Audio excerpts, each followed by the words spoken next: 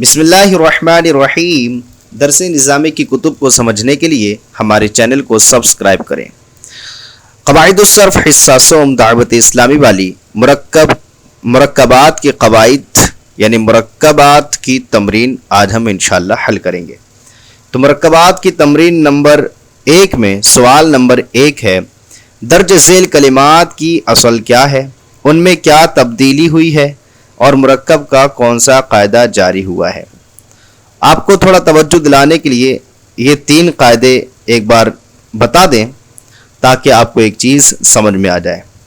قاعدہ نمبر 1 ہے، اگر محموز اور مضاعف کے قواعد کا اجتماع ہو جائے تو مضاعف کو ترجیح حاصل ہوگی، جیسے یا مومو سے یا امو، یعنی اگر محموز اور مضاعف دونوں چیزیں ایک ساتھ آ رہی ہیں، محموز یعنی حمزہ والے قواعد اور مضاعف یعنی 2 ہم جنس والے قواعد ایک ساتھ آ رہے ہیں، تو وہاں پر جو ترجیح دی جائے گی وہ مضاعف کو ترجیح حاصل ہوگی، یعنی ہم جنس حروف کو ترجیح حاصل ہوگی، جیسے یا مومو سے یا امو۔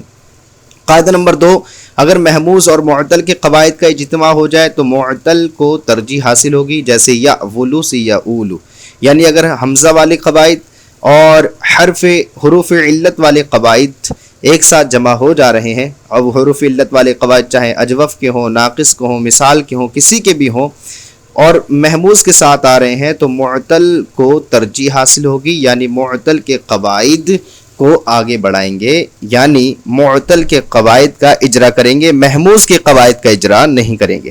قاعدہ نمبر 3، اگر معتل اور مضاعف کے قواعد کا اجتماع ہو جائے تو مضاعف کو ترجیح حاصل ہوگی، یعنی اگر معتل اور مضاعف ایک ساتھ آ رہے ہیں، معتل یعنی جس میں حروف علت آتے ہیں، لفیف، ناقص، مثال، اجوف، اور مضاعف جس میں 2 حروف ایک جنس کے آتے ہیں یا دو مخرج کے حروف ایک ساتھ آتے ہیں یا قریب المخرج کے حروف ایک ساتھ آتے ہیں، تو وہاں پر ترجیح جو حاصل ہوگی وہ مضاعف کے قواعد کو حاصل ہوگی اور وہاں پر معتل کے قواعد کو ترجیح حاصل نہیں ہوگی، جیسے مودن سے مودن۔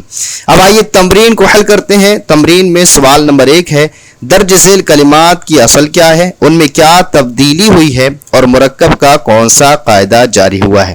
تو یہاں پر پہلے ہمیں اصل بتانا ہے کہ جو رعت وغیرہ ہے، معویون وغیرہ ہے، ان میں کیا تبدیلی ہوئی ہے اور ان کی اصل کیا ہے، 2 چیزیں بتانا ہے۔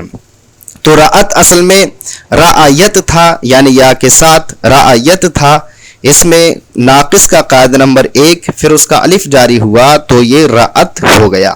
رعت اصل میں رعایت تھا، ناقص کا قاعدہ نمبر 1 پھر الف جاری ہوا تو یہ رعت ہو گیا۔ اس کے بعد ہمارے پاس دوسرا لفظ ہے معویون۔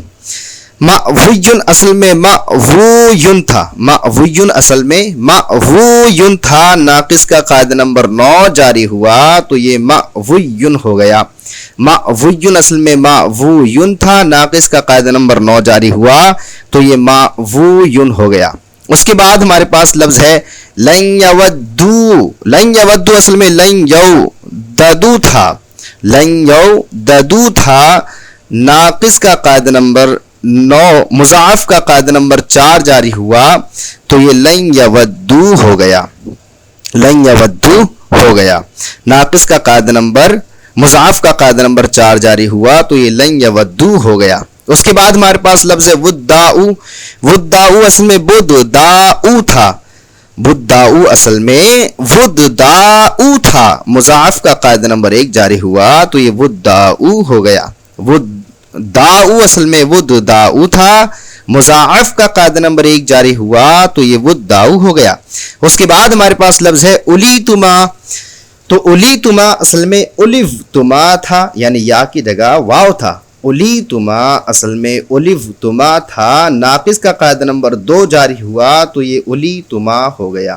الیتما اصل میں الیفتما تھا، ناقص کا قاعدہ نمبر 2 جاری ہوا تو یہ الیتما ہو گیا۔ اس کے بعد ہمارے پاس لفظ ہے مألیانی۔ مألیانی اصل میں مألوانی تھا، ناقص کا قاعدہ نمبر 4 جاری ہوا تو یہ مألیانی ہو گیا۔ مألیانی اصل میں مألوانی تھا، ناقص کا قاعدہ نمبر 4 جاری ہوا تو یہ مألیانی ہو گیا۔ اس کے بعد سوال نمبر 2 آ گیا۔ سوال نمبر 2 ہے، درج ذیل مرکب کلمات کی اصل شکل لکھی گئی ہے۔ نمونے کے مطابق اجرائے قاعدے کے بعد والی شکل لکھیں. یہاں پر ہمارے پاس جو ہے اصل شکلیں الفاظ کی کلمات کی لکھی ہوئی ہیں، جیسے تأنون، آنن، اولل اور اے یو. ان اصل شکلوں کی قاعدے کے جاری ہونے کے بعد کیا شکل بنے گی وہ لکھنا ہے. تو تأنون کی جو اصل شکل کے بعد اجرائے قواعد کے بعد والی شکل بنے گی وہ بنے گی تأنون. تأنون کے قاعدے کے جاری ہونے کے بعد جو شکل بنے گی وہ بنے گی تأنون. اس کے بعد ہمارے پاس لفظ آنن. آنن کے اجرائے قاعدے کے بعد والی جو شکل بنے گی وہ بنے گی آنن. آنن جو کہ اصل شکل ہے، اس میں جب قاعدہ جاری کریں گے تو یہ شکل بن جائے گی آنن. اس کے بعد ہمارے پاس لفظ اولو. اولو میں جب قاعدہ جاری کریں گے تو قاعدے کے جاری ہونے کے بعد شکل بنے گی اولو. کیا بنے گی؟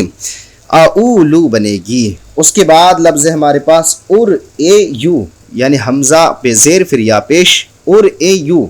اس میں جب قاعدہ جاری کریں گے تو قاعدے کی جاری ہونے کے بعد شکل بنے گی اور ای. اور ای. اس کے بعد ہمارے پاس اصل شکل لکھی ہوئی ہے اعممو. اعممو. اعممو میں جب قاعدے کو جاری کریں گے تو قاعدے کے جاری ہونے کے بعد شکل بنے گی اعمو. اعممو میں جب قاعدے کو جاری کریں گے تو قاعدے کے جاری ہونے کے بعد شکل بنے گی اعمو. اس کے بعد ہمارے پاس لفظ ہے یجئنا. یجئنا. اس میں جب قاعدہ جاری کریں گے تو یہ شکل بنے گی یجئنا. یجئنا میں جب قاعدے کو جاری کریں گے تو شکل بنے گی یجئنا. اس کے بعد ہمارے پاس لفظ ہے رعاین. رعاین. رعاین میں جب ناقص قاعدے کو جاری کریں گے تو قاعدے کے جاری ہونے کے بعد شکل بنے گی رعن. رعن. رعاین میں جب قاعدے کو جاری کریں گے تو قاعدے کے جاری ہونے کے بعد جو شکل تیار ہوگی وہ ہوگی رعن. اس کے بعد لفظ ہے ہمارے پاس معیوین. معیوین میں جب قاعدے کو جاری کریں گے تو قاعدے کے جاری ہونے کے بعد شکل بنے گی معیوین. معیوین. معیوین. اب آئیے سوال نمبر 3 کو حل کرتے ہیں. سوال نمبر 3 ہے درج ذیل مرکب کلمات کا ترجمہ کرتے ہوئے صیغہ بیان کریں.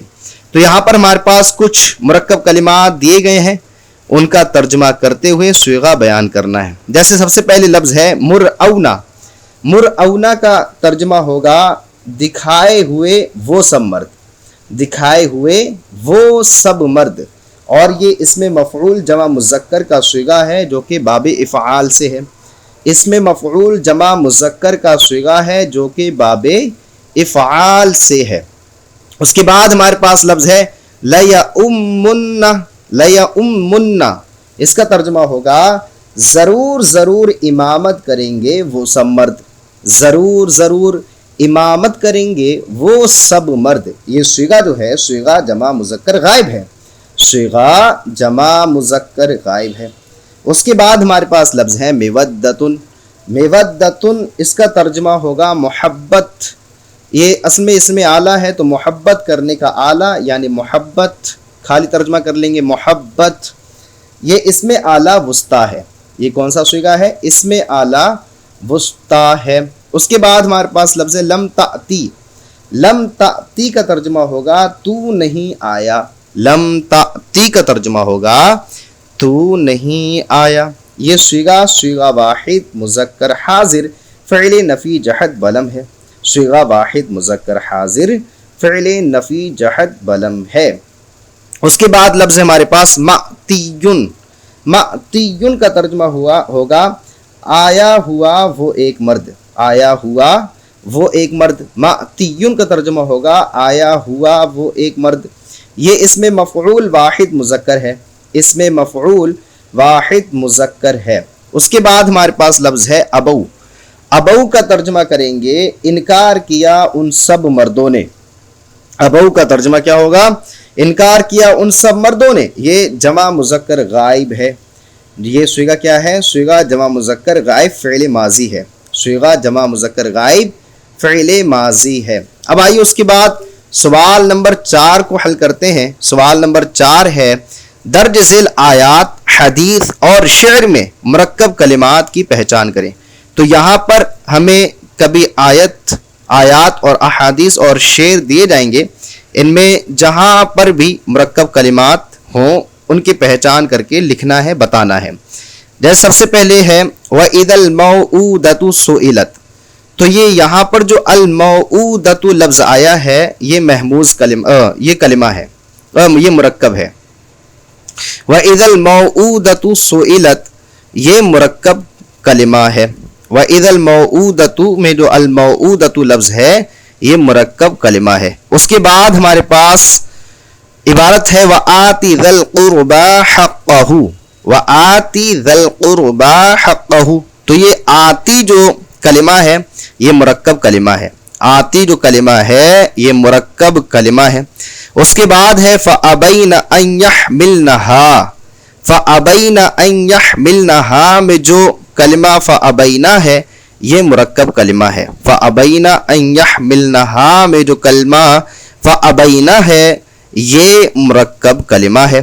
اس کے بعد ہمارے پاس عبارت ہے أُولَئِكَ مَأْوَاهُمْ جَهَنَّمُ، تو جو مأواہم لفظ آیا ہے، کلمہ آیا ہے، یہ مرکب کلمہ ہے۔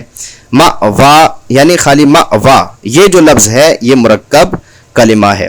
اس کے بعد حدیث پاک ہے قال لی ابن عباس الا اریک امرأة من اہل الجنہ قلت بلا قال هذه المرأة السوداء اتت النبی صلی اللہ علیہ وآلہ وسلم فقالت انی اسرع وإني أتكشف وادع الله لي قال إن شئت صبرت ولك الجنة وإن شئت دعوت الله أن يعافيك فقالت أصبر فقالت إني أتكشف فادع الله ألا أتكشف فدعا لها۔